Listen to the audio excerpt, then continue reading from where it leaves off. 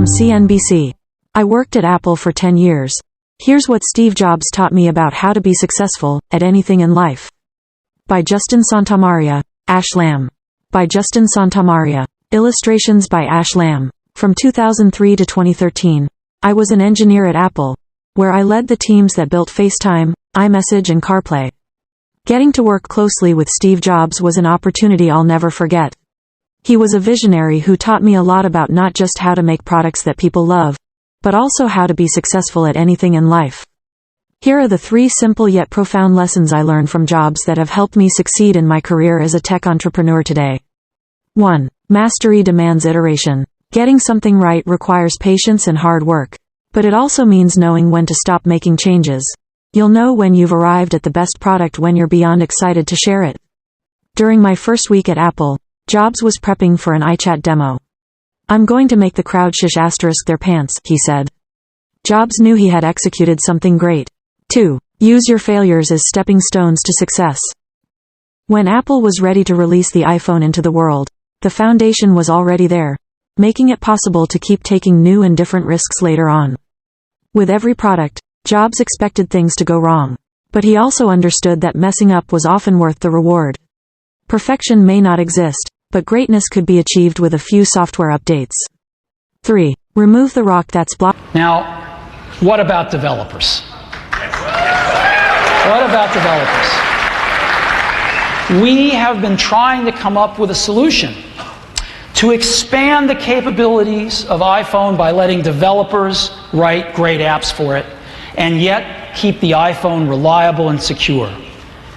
And we've come up with a very sweet solution. I'm very happy to be here today with you all. And as some of you may know, about 5 months ago, I had a liver transplant. So I now have the liver of a mid-20s person who died in a car crash and was generous enough to donate their organs. Steve Wozniak designed its first machine, and Steve Jobs figured out how to build and sell it. People talk a lot about brands. To me, a brand is one simple thing, and that is trust. Your customers trust you. And so brands are like bank accounts. You can have withdrawals and you can have deposits. So if a customer has a great experience, they buy an iPod and they love it, that's a deposit into our brand account in their mind. If they buy something from us and they have a bad experience, then it's a withdrawal. In the great tradition of startups, we started Apple because we wanted the product ourselves. There is one person or 2 people who are both the creator and the market, so that they know the marketing requirements intuitively because they're the market themselves.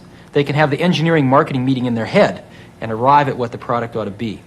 And so we started Apple simply because we wanted this computer for ourselves, and our immediate friends wanted one once they saw us build a prototype.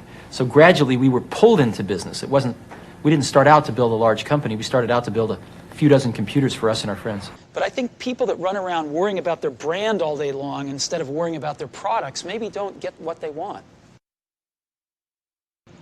When we talk about our work, you know, the people I work with and myself, when we finish doing something that we're really proud of, we want to get on to the next thing. So I think if you do something and it turns out pretty good, then you should go do something else wonderful and not dwell on it for too long. Just figure out what's next. iMac has become the #1 selling computer in America. You know, I don't really think that way.